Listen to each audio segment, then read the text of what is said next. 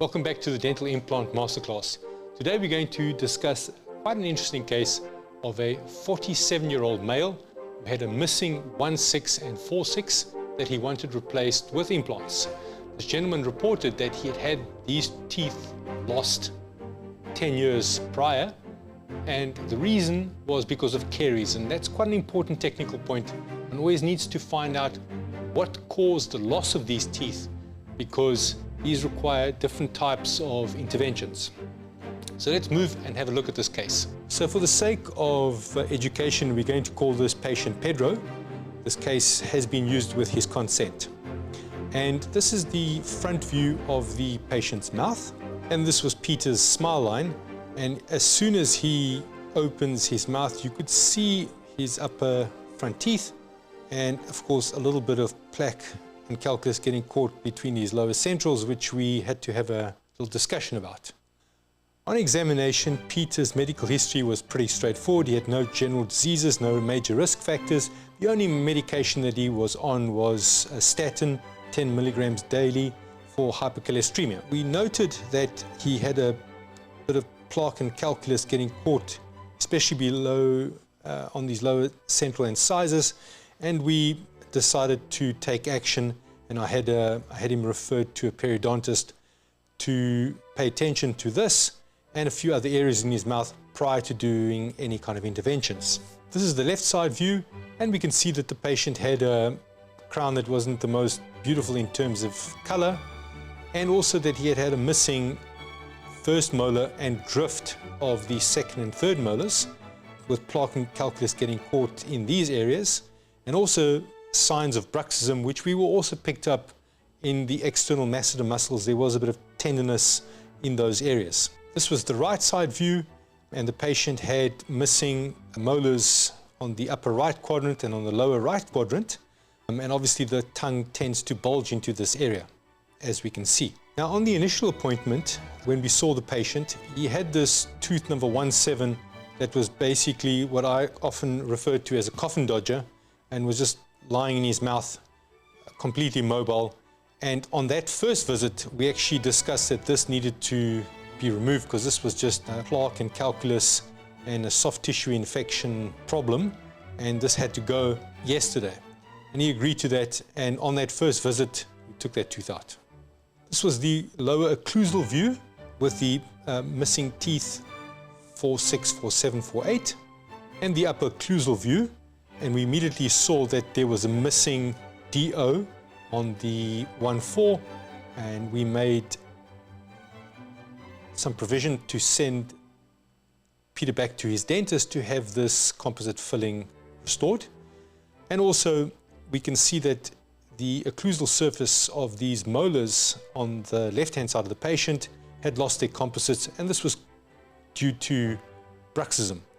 We had a long and significant chat about this, but at the end of the day, Peter's instructions were very simple. He said, look, I'm a 57-year-old man, and all I want is my upper and lower missing back tooth replaced. One on the top, one on the bottom, and that's it. And of course, that kind of thing you've always got to take into consideration when treating, in other words, what the patient's desires are. This is a picture of Peter's charting with the treatment planning to replace the 1/6 with an implant and a crown, and on the 4/6 an implant supported crown, removal of the 1/7, which we did on the first visit, and the patient had the missing 2/7 and 3/6 in his mouth, but these areas had closed up because of the drift of the teeth in that area.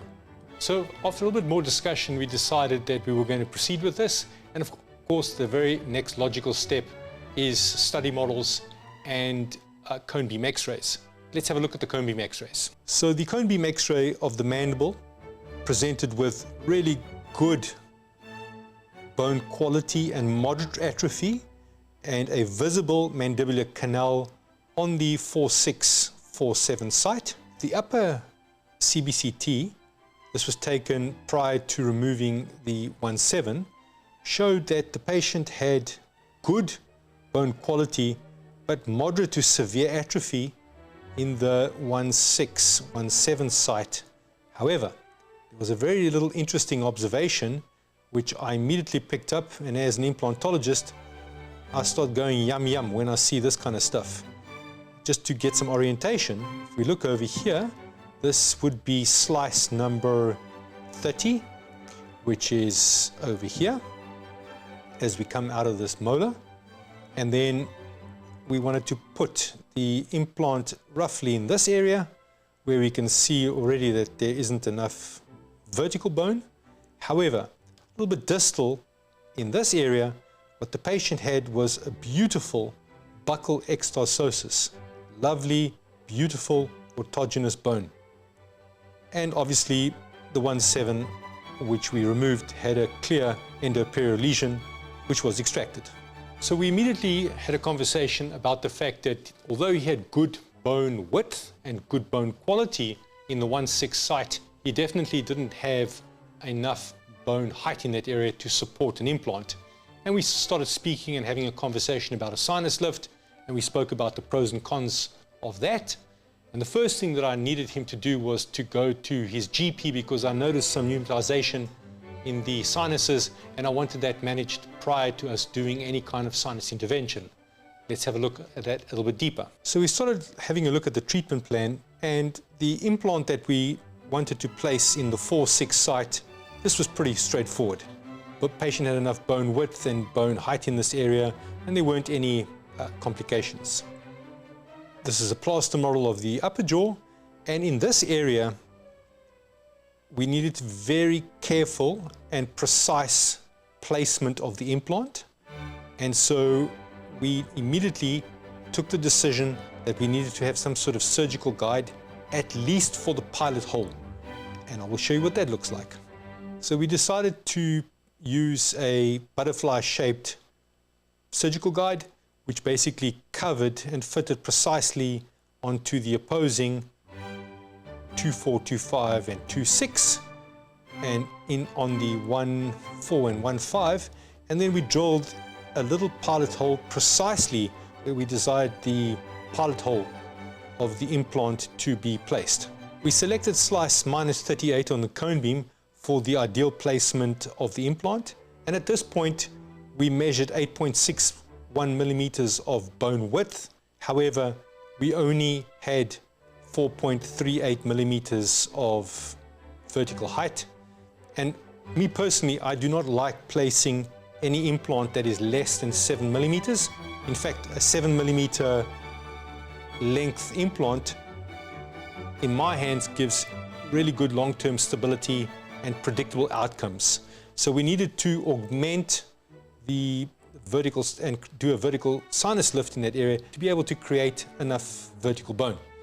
And the rule of thumb for me is that we need to have at least 3 millimeters of vertical bone in order to stabilize an implant.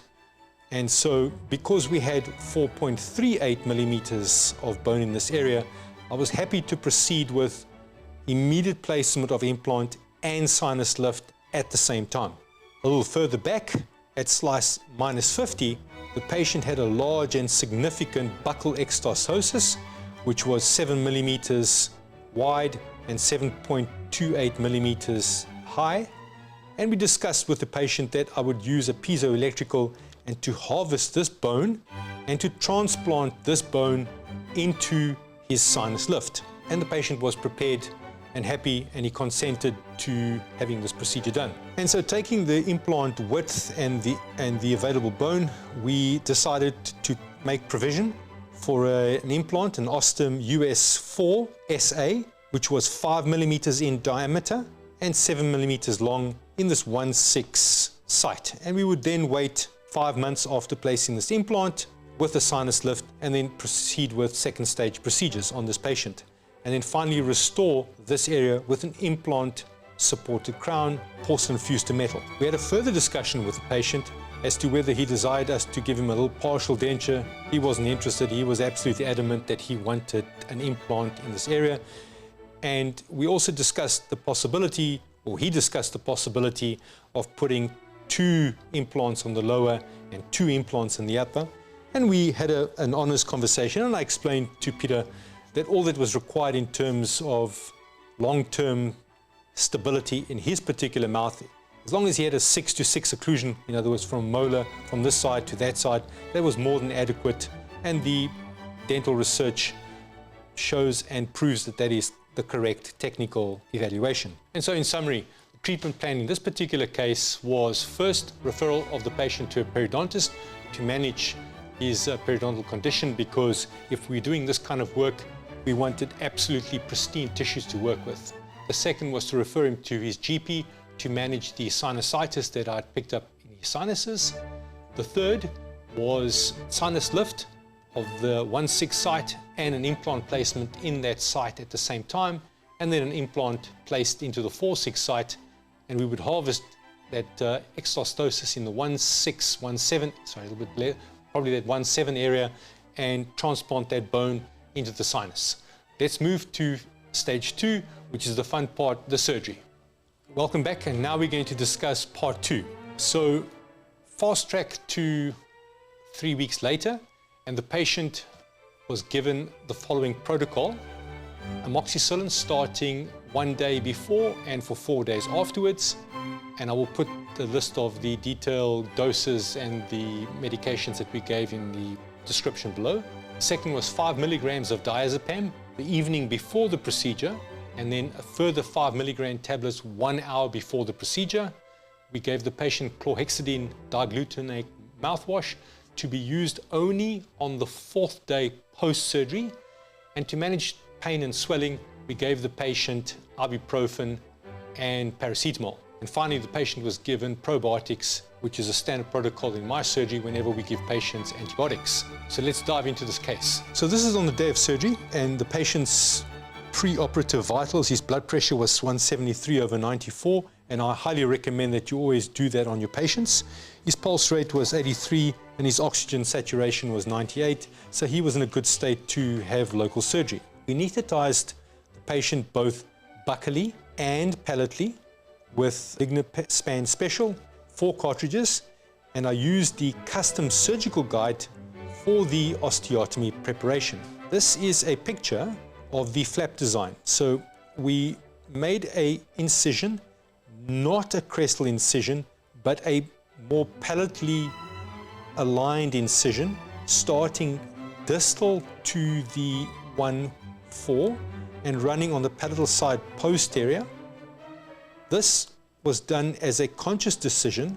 Normally, I would take these cases even further, both on the palatal and on the buccal, but we were using this as a training case. I had a clinician that I was teaching at the same time how to do this, and we used different incision technique to show him a couple of other things, which I will show you in a minute. The one thing that we also did prior to lifting this flap is we put the surgical guide in this area, and I drilled a pilot hole through the gum in this area. So this is the picture of the open flap, and we had to extend far back because we needed to access the exostosis that we were going to harvest the bone from to use in our sinus lift procedure.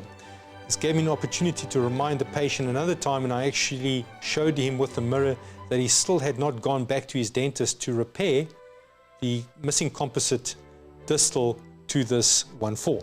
So the first thing on the shopping list, which I cracked on with immediately, is using my piezoelectrical, and we harvested the exostosis that was lying on the buccal of the 1/7 site.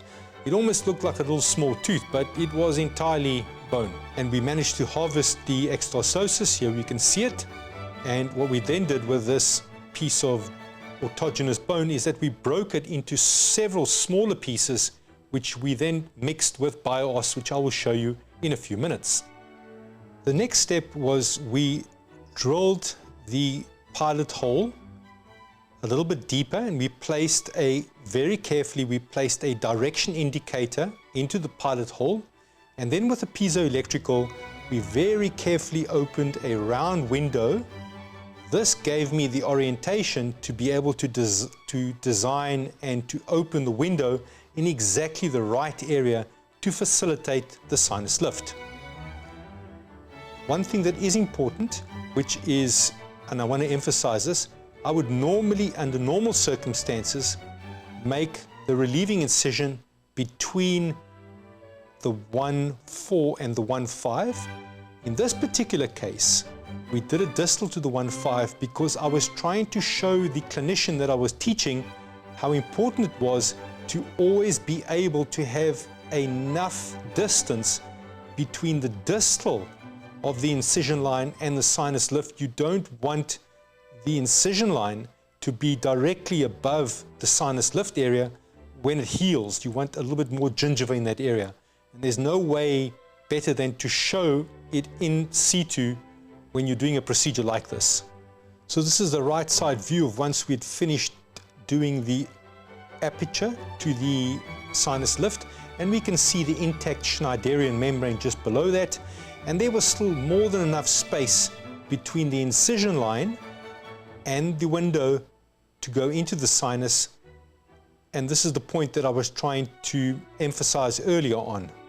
However, once again, I prefer this to be lifted even further up to have much more coverage over the sinus area. So to pack the sinus, the plan was to mix a bit of autogenous bone. Here is the exostosis that we had broken up into few little pieces with a little bit of Bio-Oss, and these two were mixed. And what I always like to do, if possible, is to collect some additional bone whilst doing the preparation, and also to mix this with a little bit of blood, because especially if it's blood from the bone, because that carries all the genetic information. So when you mix these two, it gives you the best possible outcome. Now we obviously know that when you're doing a sinus lift, because of the magic of the Schneiderian membrane and how much genetic information it carries in order to be able to allow bone growth, you can just about put anything inside there, and so even the weakest quality of bone can be placed into a sinus lift and you'll get a really good outcome. But obviously when you can, you always try and give the best and highest quality bone, and there's nothing like the gold standard, which is autogenous. So the next step is quite a crucial and important step, which is we then proceeded very carefully to place the implant in the 1.6 site. However, at the same time, with hand instruments, we had previously removed the Schneiderian membrane and protected the Schneiderian membrane from the implant that was being placed. And that is why it's important to have a large enough window to be able to see what you're doing and to be able to see the apical part of the implant as it's being placed in the patient's mouth to ensure that there's no damage to the Schneiderian membrane. And the trick always when lifting and displacing the Schneiderian membrane from the floor of the sinus is to work with very sharp instruments, to work very carefully and methodically, and to remove the membrane around and to create enough of a pocket in this area for then us to be able to carefully see as we are placing the implant, and also then to be able to pack this area with bone. This picture was taken with the 1.6 osteotomy site already prepared, and we confirmed the intact Schneiderian membrane, which we can see here. And as the patient breathes in and out, you'll actually see this membrane popping in and out slowly. That's always a very good sign.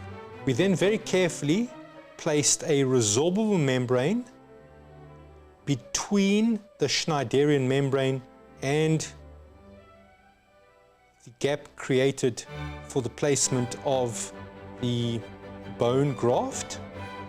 One of the critical points is whenever we place membranes, to make sure that the edges of the membrane are round. We don't want any square or sharp edges, even if the membranes are very soft and smooth. Here is another view of the membrane covering the Schneiderian membrane with the gap that's been left behind. We then very carefully place the implant in situ whilst observing the sinus through the window that we'd created. We used very low torque, and we were able to place the implant, which torqued out at 35 Newton centimeters, and I was delighted with the technical outcome. This bone was high quality, And so I was able to drill to 4.5 millimeters in diameter, but I placed a 5 millimeter diameter implant, which gave me good primary stability. And this is a picture of the 1/6 implant in position with the open window.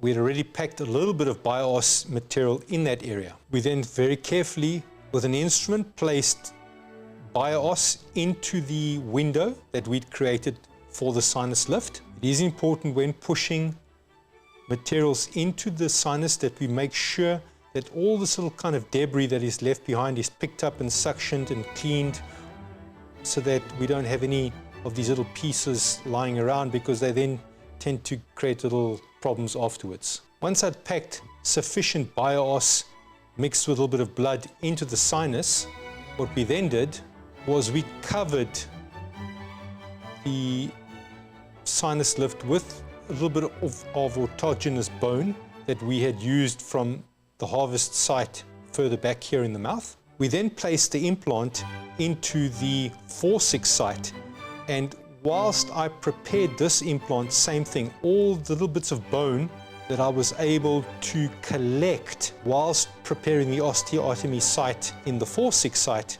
we kept that and packed that on the outside of the sinus fenestration to be able to pack it nicely closed. And we can see both implants in position already. And so finally, a resorbable membrane was packed over the sinus window, and this area was then very carefully sutured closed.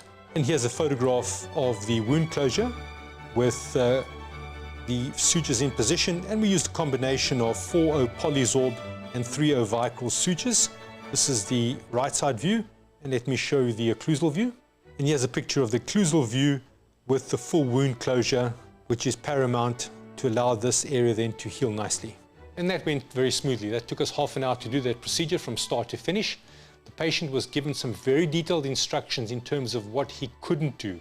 One of the things that I tell my patients not to do under any circumstances for 6 weeks, and 6 weeks is quite a long time, but under no circumstances are they to blow their nose, and if they're going to cough, they must cough freely. They mustn't try and hold back the cough.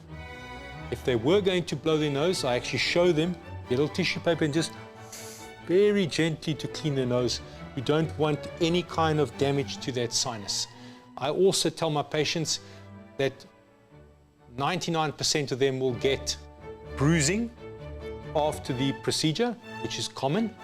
And in truth, only about 1/3 of them get that. And if they're the ones that don't get the bruising, they think you're an excellent surgeon. Finally, the patient was going to go back to Mexico for a few months to visit his family, and he made an appointment to return to us 5 months later. Welcome back to the step 3, which is the prosthodontic step. So the patient telephoned us to tell us that he had a little bit of sinus congestion 2 days after the sinus lift, which is common, and it was also springtime. So we advised the patient to use a little bit of Nasonex in each nostril, 2 puffs twice a day, and we followed that up after 3 days, and he reported that everything had settled down, and that went smoothly. The patient then returned to us 5 months after the sinus lift, and we immediately took a radiographic control, and let's have a look at that image. So as soon as I took this x-ray, I was smiling already because I could see that everything looked perfect on radiograph, and we proceeded with restoring this case. So we anesthetized with lignin, span, buccal, and palately the 1/6 and the 4/6 site, and we exposed the 1/6 and 4/6 implant, and we immediately performed an ISQ stability test, and I was delighted to see that the 1/6 site had readings of 86 from the buccal palatal, which I call the X reading, and he had readings of 86 along the A reading, which is mesiodistal. On the 4/6 site, the X reading had readings of 91 and the A reading was 92. So both implants were really stable, very high readings. I was delighted to see that. We had very strong readings, which indicates excellent osseointegration. We placed an impression coping in the 4/6 site and proceeded with an open tray impression using silicone. This is a picture of the open tray impressions using silicone material, But it is very important to emphasize that we always recommend taking periapical x-rays, no matter how sure you are that the impression copings have engaged the implant body. It is paramount that you always check that step. This was the impression of the lower implant. I also highly recommend always that once you've taken the impression, literally spend 10 seconds looking at your impression carefully, making sure that all the margins are where you need them to be and that there isn't any important information that your laboratory will need that hasn't been picked up in the impression. This is the best and easiest time to correct any inaccuracies. And finally, we placed a healing cap in the 4-6 site and placed a single suture. We repeated the same process on the upper. An impression coping was placed into position.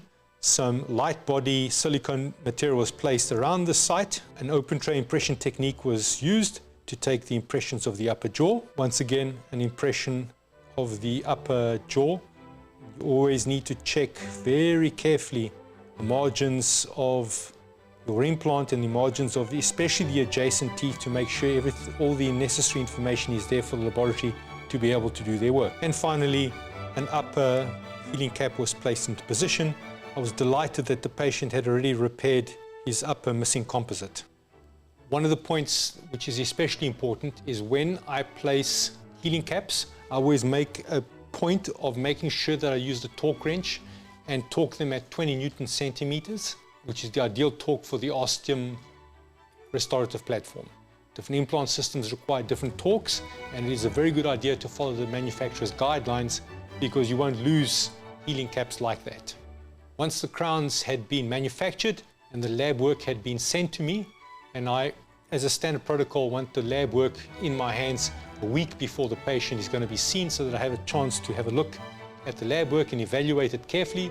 If there's any modifications, you can still make some adjustments and send the work back to the lab and back on time for the patient's fit appointment. Let's have a look at that. This is an occlusal view of the 4-6 implant crown in position and occlusal view of the 1-6 implant crown in position with the lab screw. I had a very good look from the front to make sure that the crowns did not stick out.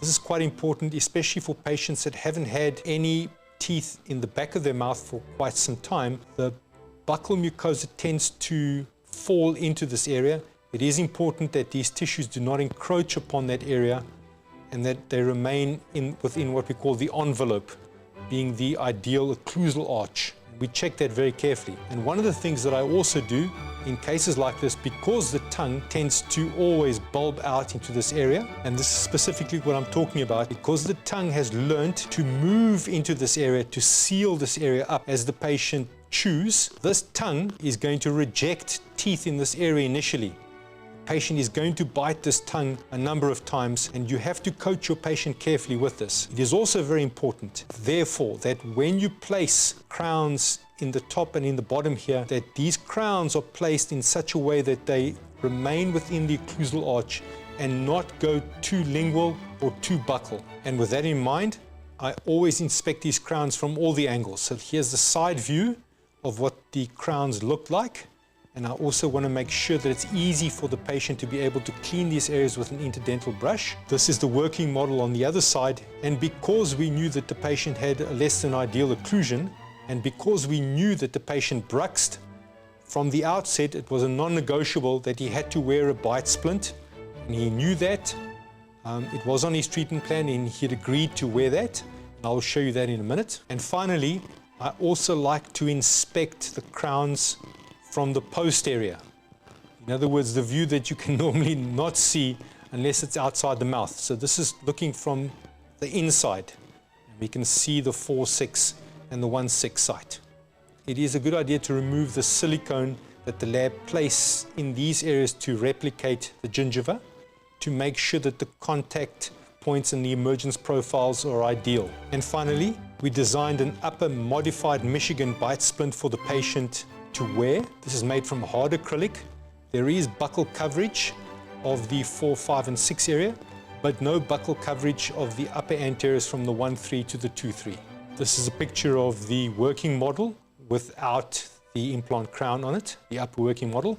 This is a view of the lower working model without the crown on it. And finally, the upper working model with the crown and the modified Michigan bite splint in position prior to the fit appointment. At the fit appointment, both implant crowns with torque to 35 Newton centimeter. We check the contact, the occlusion with shim stock and articulating paper, and the aesthetics, and everything looked beautiful. This is a view of the 4-6 in position. Once we had torqued the screws into position, I tend to wait a few minutes and then re-torque them a second time. The access holes are then closed using Teflon plugs. We then use Clearfill S3 Bond and Filtech Supreme XTE Composite, which we cure and we polish and finish to a perfect finish. So this is a view of the upper jaw with the implant crown in position and the access hole closed, and a view of the lower jaw with the implant access hole closed. Finally, before I release the patient to go home, I check the occlusion in centric and excursions to make sure that the patient has balanced and clean occlusion. And finally, we gave the patient a modified Michigan bite splint to wear at night because of his bruxism. And finally, the radiographic control of the final work, and everything seemed to be in order. And with that, the patient was delighted. He immediately reported to us that the process had exceeded his expectations, and that's always really good. But I was a bit cautious, and I said to him, I want to see you in a few months again. He agreed to return to my surgery for a control appointment 3 months post-op. So 3 months later, the patient walked in, and before I even had a chance to say good morning to him, he immediately said to me, "Doc, I feel like I've got my teeth back again." And that's always a very good sign. We sat him in the chair, we took some photographs, and let me show you what it looked like. So a picture of the upper arch, the implant crown in position, picture of the lower arch with the lower implant crown in position. I had a chat to the patient about brushing his tongue, picture of the front side view of the mouth. His hygiene had improved substantially from when we originally had seen him, picture of the left side view of his mouth, and a picture of the right hand side of his mouth. The first thing that we always look at is the color of the adjacent gingiva, and that looked beautiful. Boring pink is what I call this color, and it's the ultimate color that you want to have. Nice boring pink.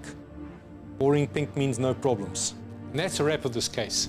I think the most important lessons that one can take home in this particular case are that sometimes patients arrive with various symptoms, various desires. It's like a jigsaw puzzle, and if you do a careful evaluation and you pick up opportunities, like in this particular case that the patient had this lovely exostosis that we were able to harvest and put into his sinus, this comes back and helps you see with the ISQ readings what high readings we were able to get even from a sinus lift. For more junior clinicians, this kind of work might seem like a lot of work, but I can assure you that I didn't get to this point overnight. This took me years to be able to get the confidence and the routine of many different cases to be able to get this kind of workflow. I think it is very important for clinicians to have good backup staff. I'm very fortunate to have 2 excellent assistants that help me with these procedures. And so we were able to basically condense the work that needs to be done into a very short period of time. So I'm not doing two-handed dentistry, there's 6 hands helping me so that the work can flow very quickly. This is what patients enjoy. What traumatizes patients is when you sit them down and you have them in the chair for long periods of time.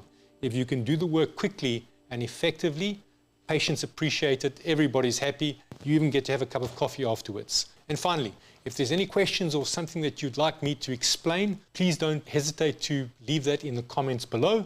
We'll have a look at them and we'll address them in upcoming videos, and take care.